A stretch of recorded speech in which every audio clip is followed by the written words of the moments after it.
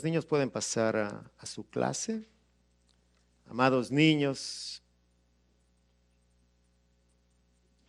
pueden pasar a su clase.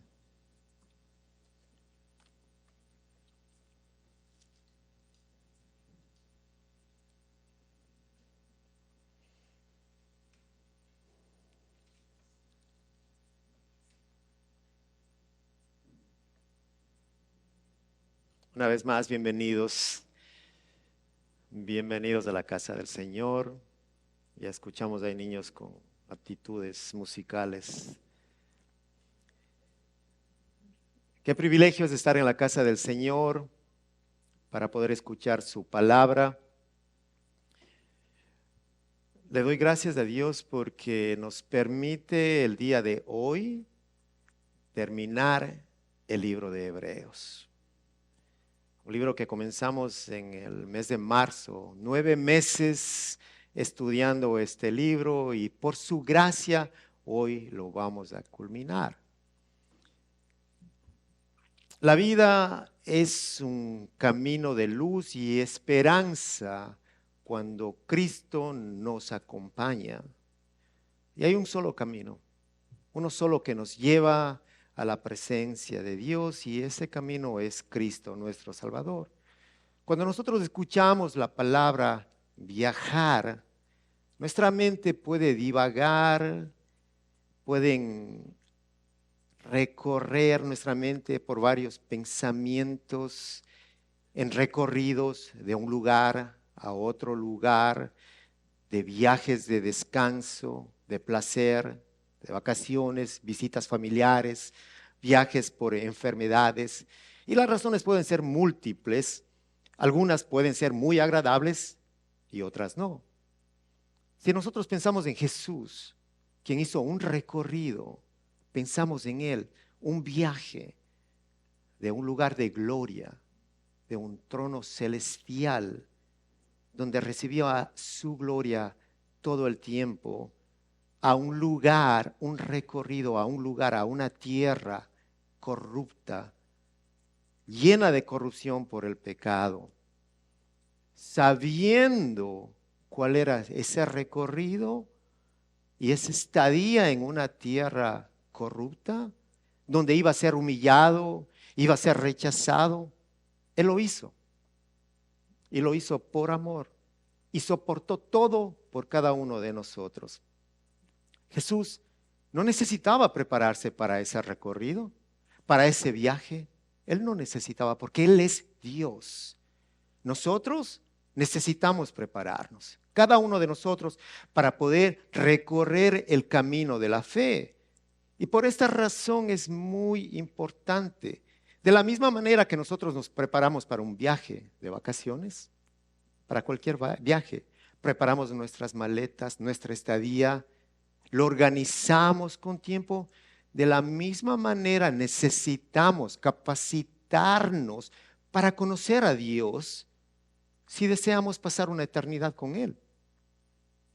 Necesitamos conocerlo a Él para poder estar a su lado, cerca de Él. Y esa capacitación bíblica es esencial, es necesaria para que haya un crecimiento espiritual. Los deberes para los creyentes ya están registrados en la palabra de Dios y uno de ellos es capacitarse, estudiar la palabra, meditar la palabra, vivir la palabra de Dios. Necesitamos recordar, pero hay un problema principal que recae en ¿qué? En el desánimo.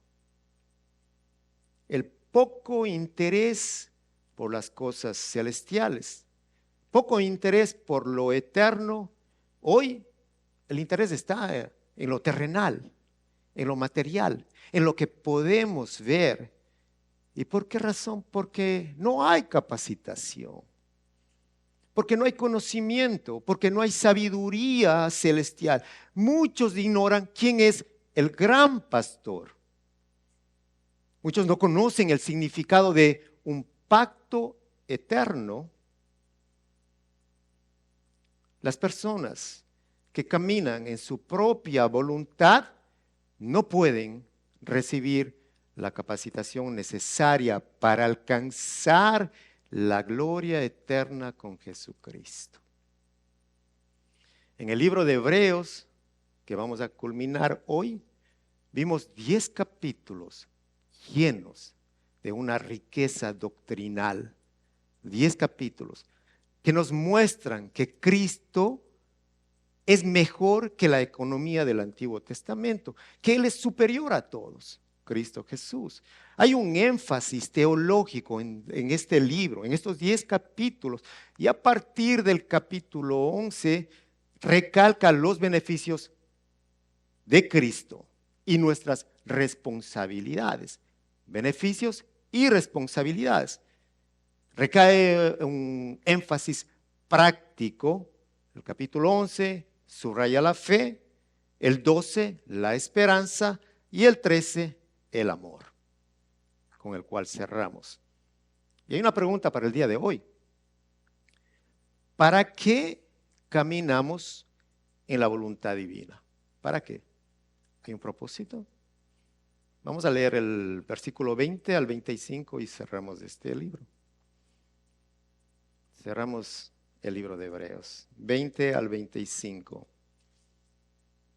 El Dios que da la paz levantó de entre los muertos al gran pastor de las ovejas, a nuestro Señor Jesús, por la sangre del pacto eterno, que Él los capacite en todo lo bueno para hacer su voluntad, y que por medio de Jesucristo Dios cumpla en nosotros lo que le agrada. A Él sea la gloria por los siglos de los siglos. Amén. Hermanos, les ruego que reciban bien estas palabras de exhortación, ya que les he escrito brevemente. Quiero que sepan que nuestro hermano Timoteo ha sido puesto en libertad. Si llega pronto, iré con él a verlos. Saluden a todos sus dirigentes y a todos los santos, los de Italia, les mandan saludos.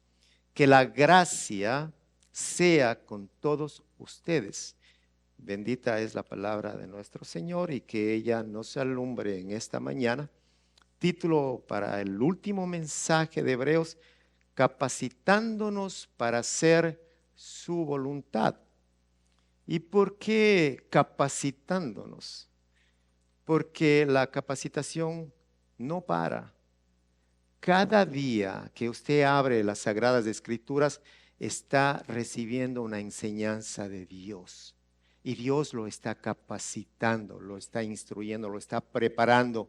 Entonces, hasta que regrese Jesucristo, nosotros vamos a continuar estudiando y capacitándonos en nuestro Señor. La pregunta fue, ¿para qué caminamos en la voluntad de Dios? Y el primer punto, para recibir su paz. Con Dios tenemos paz, el primer punto. Caminamos en su voluntad para recibir su paz, dice el versículo 20. El Dios de paz levantó de entre los muertos al gran pastor de las ovejas, a nuestro Señor Jesús, por la sangre del pacto eterno. Si nosotros regresamos a los versículos anteriores, en el 18, vemos que el autor pide oración a los hermanos.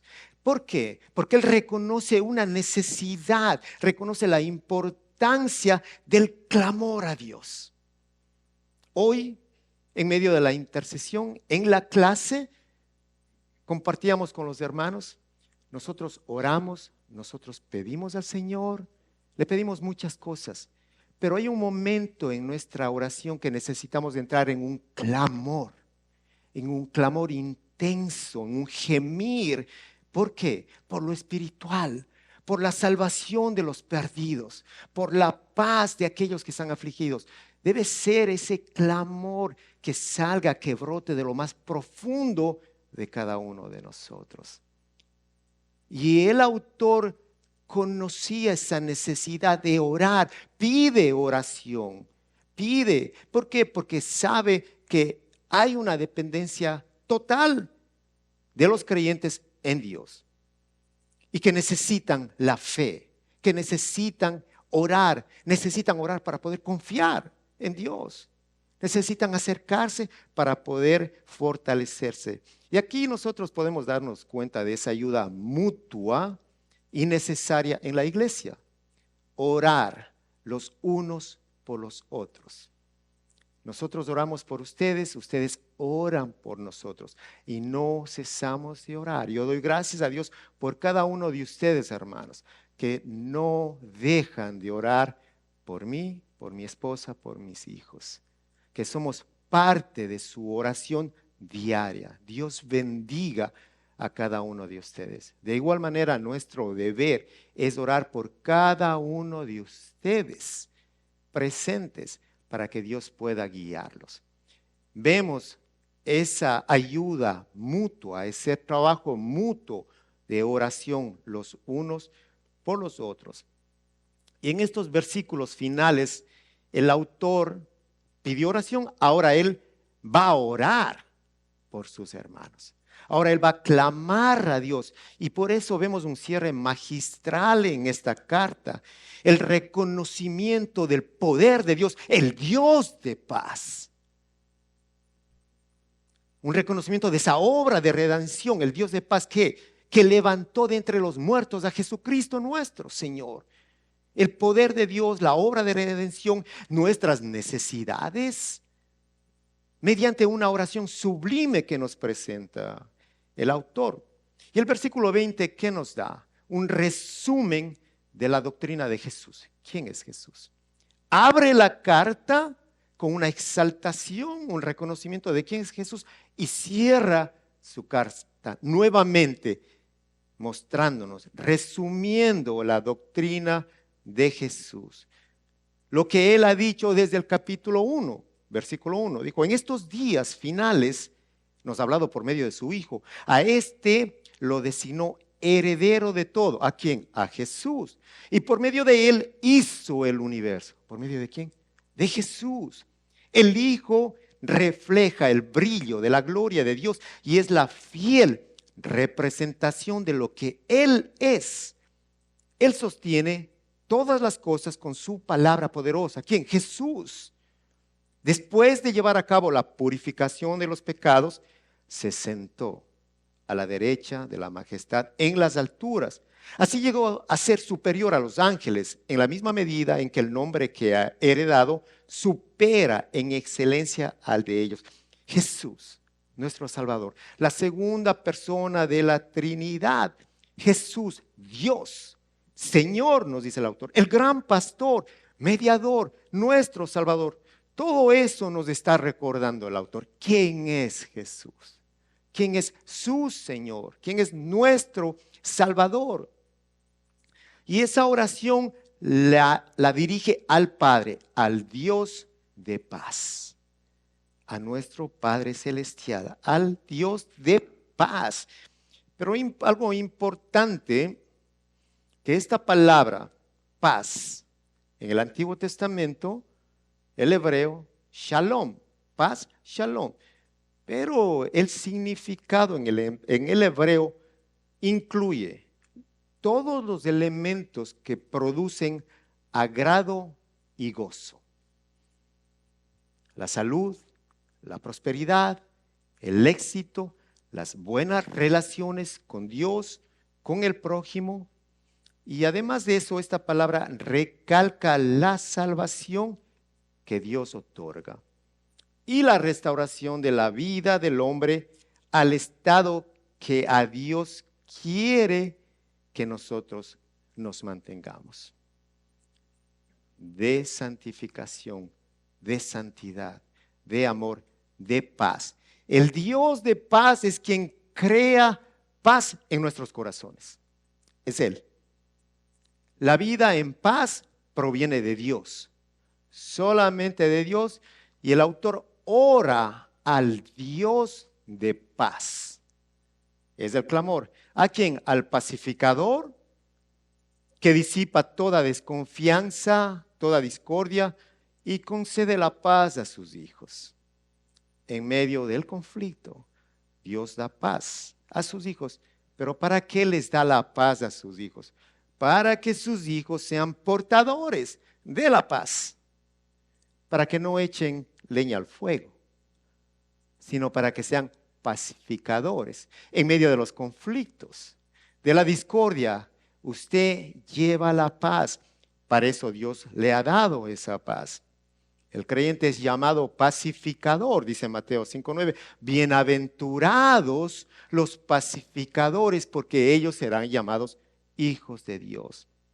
Y el apóstol Pablo usa con frecuencia estas palabras, el Dios de paz, en las bendiciones finales de sus cartas. En muchas de ellas, ejemplo, Romanos 15:33 dice, el Dios de paz sea con todos ustedes.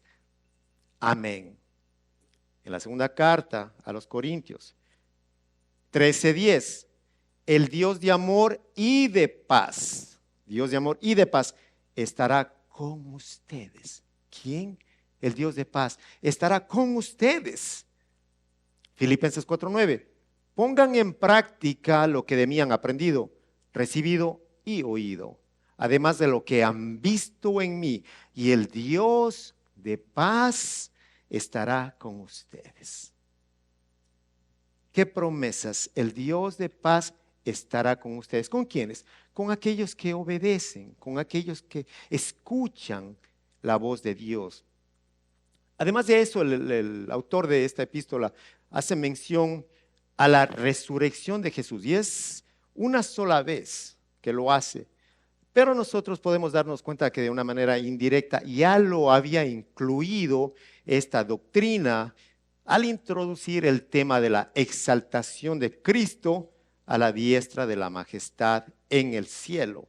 En el capítulo 1, lo leímos, versículo 3.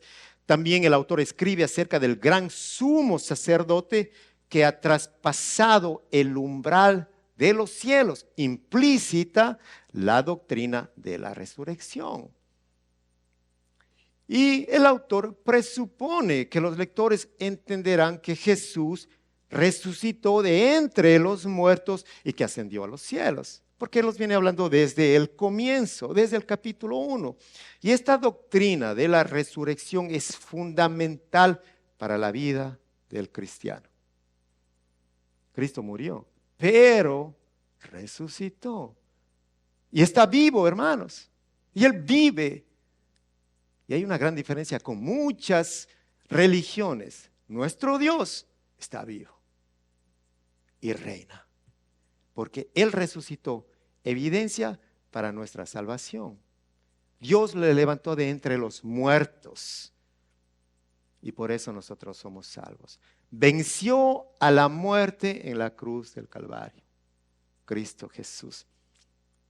Una doctrina fundamental para todo creyente. Recuerden, era uno de los requisitos para obtener el cargo apostólico, haberse sido testigo de la resurrección de Cristo Jesús, registrada en Hechos 1:22. ¿Qué hacían los apóstoles? Proclamaban la resurrección de Cristo Jesús. Hablaban, predicaban sobre la resurrección de Jesús. Y si Dios levantó de entre los muertos a Jesús, a nuestro Señor, Dios es capaz de levantar a cualquier pecador. Él tiene el poder y es capaz, y nunca lo dude. Si Dios lo levantó a usted, si Dios me levantó a mí, Él puede levantar a cualquiera y darle vida nueva en Cristo Jesús. Tiene ese poder. El énfasis en esta carta está en esa exaltación a Jesús, a quien está a la diestra del Padre, al Rey de Reyes, Señor, señores, al Dios majestuoso, Jesús, Dios. Una exaltación. Y el autor declara brevemente, él dice de una manera breve, que Dios resucitó. ¿Y qué hace? Vincula esto con una referencia al oficio de Jesús, al pastor, al gran pastor de ovejas. ¿A dónde nos lleva este gran pastor?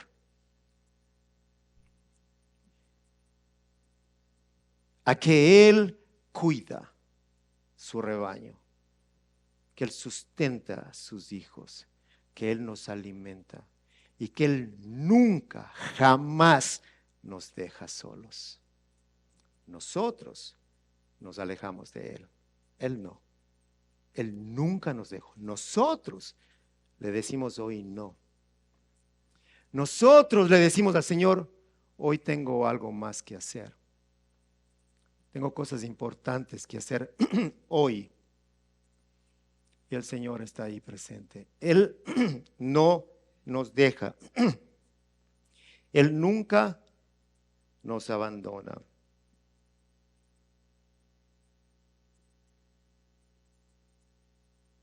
El gran pastor. Un año difícil, un año lleno de pruebas, de dificultades.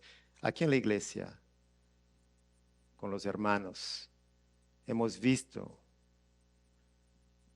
estamos conscientes de enfermedades, cánceres en algunos hermanos que están pasando situaciones muy duras, distintas pruebas en la iglesia durante este año, mucha calamidad con el pueblo de Dios, sí, pero necesitamos verlo como una bendición de Dios porque Él está tratando con nuestra fe, en dónde estamos parados, quién nos sostiene, el pueblo. Ayer compartía con un hermano, le decía, no solamente el pueblo, los pastores son parte del pueblo de Dios, los pastores somos ovejas del gran pastor. Y como el pueblo ha sufrido, nosotros hemos sufrido y hemos llorado como pastores. Hemos sido quebrantados como pastores porque somos hombres, seres humanos como ustedes, con debilidades, con dificultades, con pruebas mayores posiblemente que las de ustedes. Pero ¿sabe algo? El gran pastor nos ha sostenido, al pastor Nathan y a mi persona en este lugar hasta este momento. El gran pastor, porque Él no falla, porque Él es perfecto, porque Él es bueno. Nosotros fallamos, nosotros nos desanimamos, nosotros caemos, hermanos. Nuestra fe se debilita, pero el Señor nos levanta. Su palabra nos abraza. Qué maravilloso reconocer que tenemos un gran pastor, que es Jesucristo. Y Él mismo lo dice, el Señor mismo lo dijo, Juan 10:11. Yo soy un buen pastor. Él lo afirma, sus palabras, yo soy un buen pastor. El buen pastor da su vida por las ovejas. Su vida. Ningún pastor terrenal ha dado la vida por una oveja, que yo sepa. No, pero Él lo hizo. Él dio su vida. Y vemos en esta metáfora del pastor que muere por sus ovejas, es similar a la del sumo sacerdote que nos habla el autor de Hebreos, que se ofrece a sí mismo como sacrificio por su pueblo. El sacerdote y el sacrificio. Cristo Jesús, a la vez el sacerdote, el que santifica, y el sacrificio, ahí presente delante de Él. Perfecto, puro, inmolado, sin mancha, Cristo Jesús, el buen pastor. El pastor de pastores, nuestro Señor. Y Pedro, el apóstol, lo describe a Él como el príncipe de los pastores. En el capítulo, en su carta, primera carta, capítulo 5, versículo 4. El príncipe de los pastores. El gran pastor que derramó su sangre y sacrificó su vida, lo hizo por sus ovejas. En otras palabras, lo hizo por su pueblo. ¿Para qué? Para darles redención eterna y para establecer un pacto eterno que Dios ya lo había prometido, que ya estaba registrado en las escrituras, anunciado por varios profetas. Isaías lo anunció, 55:3. Presten atención y vengan a mí. Escúchenme y vivirán. Haré con ustedes un pacto eterno conforme a mi inquebrantable amor por David. Un pacto eterno. Jeremías 32:40. Haré con ellos un pacto eterno. Nunca dejaré de estar con ellos para mostrarles mi favor. ¿Escuchó eso? Ya fue anunciado en el Antiguo Testamento. Nunca dejaré de estar con ellos para mostrarles mi favor. Cuánto amor de nuestro Dios. Pondré mi temor en sus corazones, así no se apartarán de mí. Él lo hace todo, hermanos. Y Ezequiel 16:20. Sin embargo, yo sí me acordaré del pacto que hice contigo en los días de tu adolescencia y estableceré contigo un pacto eterno. Fue profetizado el pacto eterno. Y estos son temas primordiales en esta carta, en esta epístola. La obra sumo sacerdotal de Cristo y el pacto eterno que acabamos de nombrar. Nuestro Señor Jesús, el gran pastor de ovejas, levantado de entre los muertos por el Dios de paz, por medio de la sangre del pacto. ¿Para qué? Para la redención de los perdidos y para la reconciliación con Dios, el Dios de paz. Romanos 5:10. Porque si cuando éramos enemigos de Dios, fuimos reconciliados con Él, ¿mediante qué? Mediante la muerte ¿de quién? De su Hijo. Con cuánta más razón, habiendo sido reconciliados, seremos salvados por su vida. Y no solo esto, sino que también nos regocijamos en Dios por nuestro Señor Jesucristo, pues gracias a Él ya hemos recibido la reconciliación. Todo, ¿por quién? Por Jesús. Y eso es lo que hace el autor, de comienzo a fin. Del capítulo 1 al capítulo 13, enfatiza el señorío de Jesucristo. Y una vez más, antes de cerrar, de concluir esta epístola, señala el sacerdocio y la realeza de Jesús. Si nosotros caminamos en la voluntad de Dios para recibir la paz, ¿por qué más? ¿Para qué más caminamos en la voluntad de Dios? El segundo punto, para recibir capacitación divina. El segundo punto, con Dios somos capacitados. Con Dios. Solamente con Él podemos recibir esa instrucción divina. Para recibir su paz, necesitamos caminar en la voluntad del Dios de paz. Para llevar una vida que agrade a Dios, que le agrade a nuestro prójimo, necesitamos caminar con Dios. Y con Dios podremos tener la paz con Él, con nuestro prójimo, con nuestras esposas, con nuestros hijos, con nuestros hermanos en la iglesia, con nuestros compañeros en el trabajo, con los incrédulos, porque somos portadores, embajadores, llevamos, colaboradores de Cristo. ¿Para qué? Para llevar su paz. Mientras estemos en su voluntad. Y esa paz, ¿qué va a ser? La paz, llegó la paz y ya tenemos paz y estamos en paz. Hay algo más, hermanos. La paz trae unidad. ¿Se ha dado cuenta? Trae unidad, trae armonía. La paz trae gozo. Y todos hemos visto y hemos vivido lo que Dios hace donde hay paz, donde nosotros llevamos. Llega el gozo, llega la unidad por medio de la paz. Y es Dios quien provee. El mundo no lo tiene y no le puede dar. No lo busque en el mundo porque no lo va a encontrar. Jamás. Filipenses 4:7, Pablo escribe, y la paz de Dios, ¿qué tipo de paz nos da Dios? La que sobrepasa todo entendimiento. ¿Quién puede entender la paz de Dios? Nos llaman de todo, hermanos, ni vale la pena mencionarlo, porque usted tiene paz, pero quieren que usted esté llorando, tirado en el piso y dándose piruetas con ellos, y usted, no, usted tiene el gozo en su corazón.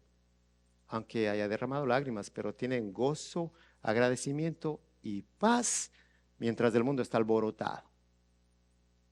¿Por qué? Porque Dios le da y el mundo no puede entender. Ni el mismo creyente ni nosotros mismos podemos entender. ¿Por qué? Porque sobrepasa todo entendimiento la paz de Dios. Y Él cuidará sus corazones y sus pensamientos en Cristo Jesús. Qué maravilloso. Y la paz de Dios, que sobrepasa todo entendimiento, cuidará. La paz de Dios llega a ¿qué? Para cuidar nuestros corazones, para que no sean lastimados, para protegernos, para cuidar nuestros corazones y nuestros pensamientos, porque esa máquina empieza a dar 1000 vueltas por todo lado y usted divaga y se va por aquí y por allá y ya se hizo una película y una historia, ya hasta nombre le puso a la película y los actores ya están ahí, aquí. Y usted es el protagonista de todo. Usted dirige, manda, lleva, trae y usted lo hace todo. Y el Señor dice, no, mi paz sobrepasa tu entendimiento, cuida tu corazón y tus pensamientos. Mi paz. Qué maravilloso. Entonces, Dios nos capacita. Es Él que nos da. Caminamos en la voluntad de Dios para recibir la instrucción. Por esa razón, y el 21 dice que Él los capacite en todo lo bueno. ¿En qué? Dios te capacite. ¿Pero para qué? En todo lo bueno. ¿Para qué? Para hacer su voluntad. Entonces aquí no se trata de nosotros. Se trata de la voluntad de Dios para hacer su voluntad y que por medio de Jesucristo Dios cumpla en nosotros lo que le agrada. Usted está siguiendo. A Él sea la gloria por siempre. Amén. Luego, de un resumen que el autor nos da sobre Cristo, nos da una revelación de lo que Dios está haciendo con su pueblo. ¿Qué está haciendo el Señor? Por eso les digo, capacitándonos, porque continúa día tras día. El Señor lo sigue haciendo y lo seguirá haciendo. Una revelación de lo que Dios está haciendo con su pueblo. Y el autor ora. ¿Usted escucha esta oración del autor? Ora para que Dios capacite a su pueblo para que el pueblo pueda hacer la voluntad de Dios.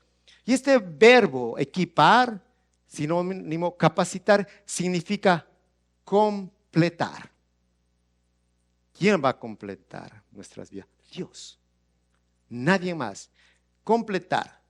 ¿Y Dios qué hace? Él fortalece. Él quiere fortalecer al débil, al hombre, para que pueda superar sus defectos. Dios. Eso es lo que quiere Dios. ¿Y qué hace? Él mismo proporciona lo que es bueno para que nosotros podamos hacer su voluntad. Él lo hace todo. Él mismo lo hace. Él nos equipa, Él nos capacita. ¿Para qué? Para hacer su voluntad, hermanos. La voluntad de Dios. Dice un autor, la voluntad de Dios nunca puede llevarte a donde la gracia de Dios no puede cuidarte. Piense, cuando llega a su mente la voluntad de Dios, piense que también está la gracia de Dios. Y mayor es su gracia.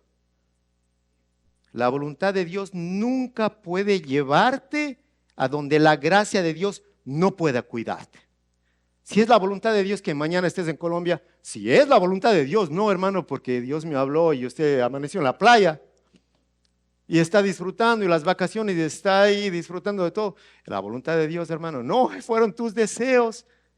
Fueron tus deseos. Entonces la voluntad de Dios llega a nuestra mente a través de la oración de su palabra, del Espíritu de Dios. Y si cumplimos esa voluntad en ese momento donde esté, a donde vaya y lo que tenga que hacer, la gracia de Dios va a estar presente en sus vidas. ¿Y qué más necesita? Nada más, hermanos. Si usted tiene la gracia de Dios, no necesita nada más que su gracia. Vivir en esa voluntad divina es llevar una vida que le agrade a Dios. Y es recompensada por Él mismo. 2 Corintios 5:9. Por eso nos empeñamos, escucha esta palabra, nos empeñamos en agradarle. ya sea que vivamos en nuestro cuerpo o que lo hayamos dejado. Nos empeñamos. ¿Qué hacemos? Nosotros necesitamos esforzarnos para agradarle a Dios, ir en contra de nuestra voluntad para hacer la voluntad de Dios, de nuestros deseos para hacer los deseos de nuestro Señor. Y nos dice, mediante Jesucristo estamos en Dios. Y Dios obra en nosotros. Él lo hace. Juan 17:21. No ruego solo por estos, ruego también por los que han de creer en mí por el mensaje de ellos, para que todos sean uno. Padre, así como tú estás en mí y yo en ti, permite que ellos también estén en nosotros, para que el mundo crea que tú me has enviado. Dios en mí, Jesucristo en mí, yo en Cristo, yo en Dios, uno en el Padre. Y si somos uno, hay una voluntad, hermanos. Ya no hay una voluntad pecaminosa humana, hay una voluntad, la divina, la de Dios, la buena, perfecta y agradable, la de Dios que te va a llevar por el camino que tiene vida, que tiene la verdad, que es Cristo Jesús y la esperanza, y hay una recompensa, además de todo eso, que viene de Dios. Pablo les escribe a la iglesia de Filipos y señala lo humano y lo divino en la salvación, Filipenses 2:12. Así que, mis queridos hermanos, como han obedecido siempre, no solo en mi presencia, sino mucho más ahora en mi ausencia, lleven a cabo su salvación con temor y temblor. Pues Dios es quien produce, ¿quién? Dios es quien produce en ustedes tanto el querer como el hacer, para que se cumpla su buena voluntad. Ayer, compartiendo con todos los hermanos, un deleite, un gozo, hablando, comiendo, riéndonos, todo un tiempo de comunión maravilloso en el Señor. Y Dios permite esos momentos con un propósito, unidad en la casa de Dios, unidad en el cuerpo de Cristo, y hablar de las grandezas, de las proezas de Dios de nuestras vidas, con los hermanos, con uno, con otro. Yo le veo a un hermano y le digo, tú estás aquí porque Dios te trajo. Yo no te traje, nadie te trajo. Dios te trajo, porque esa es su voluntad, y su voluntad es buena, agradable y perfecta, porque su voluntad es capacitarte, su voluntad es darte la paz que necesitas en medio de la angustia más grande. Esa es la voluntad divina de nuestro Señor. Y tú no sabes lo que estás haciendo. Dices, ni sé por qué estoy aquí. Sí, es la voluntad de Dios. Bendito Dios que te trae a su casa. Bendito nuestro Señor Jesucristo. Caminar en la voluntad de Dios. Una sola voluntad cuando somos uno en Cristo. Los esposos, una carne, hermanos, esposos, una carne, una decisión, un pensamiento. Cristo en la mitad. Y nosotros, creyentes, uno en Cristo. Vamos a permanecer en Él para poder hacer esa voluntad de Él. Y esa voluntad siempre es buena, en todo sentido, la voluntad de Dios. Es buena de acuerdo a las pautas de justicia y de rectitud. Es buena en otro sentido, en el sentido de agradarle a Dios. Es buena porque es lo que más nos conviene a nosotros. Porque en esa voluntad no hay pecado, en la nuestra sí. Es la que más nos conviene. La voluntad de Dios debe ser el ideal, la meta y la guía de todo cristiano. Usted debe levantarse y decirle, Señor, hoy quiero caminar en tu voluntad. Hágase tu voluntad, así como el cielo aquí en la tierra, en mi vida, Señor. Debe ser el ideal de todo creyente, la meta y la guía para su vida. Recordando que Dios es quien nos da la capacidad, nos da la instrucción para que podamos hacer su voluntad. Hermanos, ya Él lo pone fácil para todos nosotros. ¿Y nosotros qué hacemos? Caminamos en su voluntad y continuamos capacitándonos día a día. ¿Para qué? Para poder proclamar las buenas nuevas de salvación, para poder llevar la palabra de Dios a aquellos que están perdidos. Y Dios continúa recibiendo toda la gloria. Solamente Él. En todo y por todo lo que Él nos permite a nosotros hacer. Tú tocas, la gloria se la lleva a Dios. Tú sirves, la gloria se la lleva a Dios. Tú predicas, la gloria se la lleva a Dios. Todo es por Él y para Él. Siervos inútiles somos cada uno de nosotros. Como trapos de inmundicia delante de Él sin la justicia de Cristo Jesús. Bendito Jesús que nos cubre con su justicia para que el Padre pueda mirarnos y amarnos. Todo por Él y para Él. Romanos 11:36. Porque todas las cosas proceden de Él y existen por Él y para Él. ¿A Él qué? A Él sea la gloria. ¿Cuál gloria?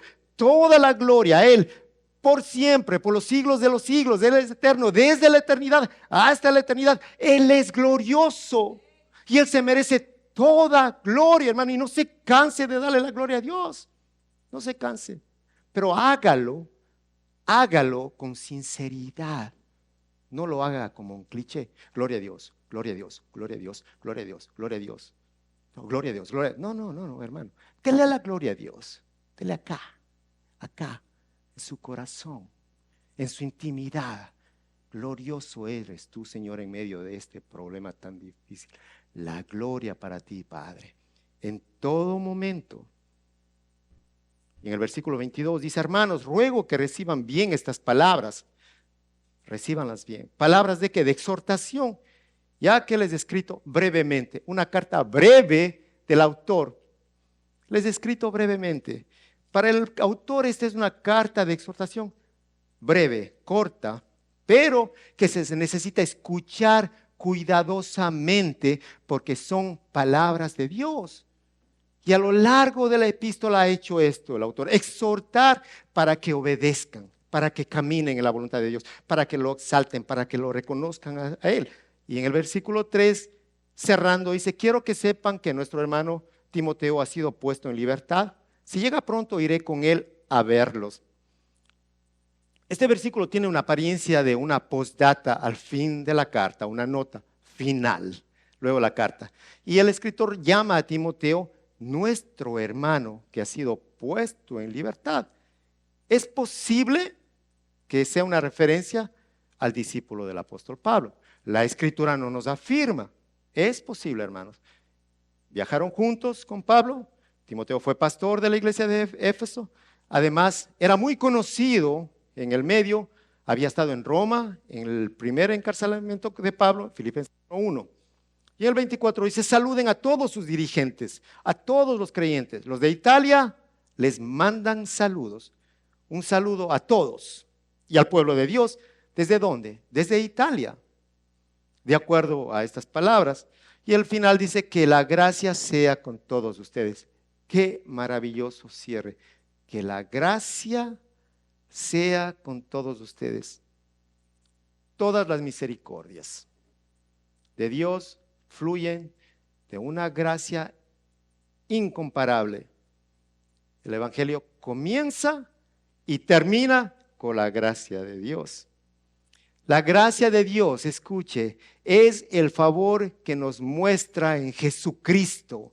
La gracia de Dios es la fuente de toda bendición. Por eso les decía: pídanle la gracia, pidan gracia, más gracia a Dios. ¿Por qué? Porque es la fuente de toda bendición, de todo crecimiento, de toda perseverancia en la vida cristiana. La gracia.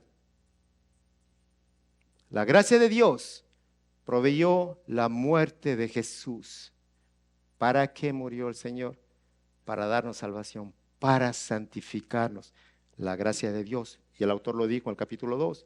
Su gracia nos socorre a cada uno de nosotros en nuestras necesidades, en medio de la tentación que enfrentamos. Él nos socorre con su gracia. Capítulo 4. Y la gracia nos afirma. ¿Cómo? Afirma esto: nuestros corazones. Afirma nuestros corazones para perseverar y crecer. En el capítulo 13, que acabamos de estudiar, Dios siempre ofrece su gracia. Escuchen, Dios siempre ofrece su gracia. Pero algunos, por sus propias decisiones, por caminar en su propia voluntad, no alcanzan esa gracia divina. Y siguen caminando en su viaje, siguen en su recorrido contrario al de Jesús. Que el Señor nos mantenga en ese camino lleno de su gracia. Una aplicación para este mensaje y para todo este libro de Hebreos.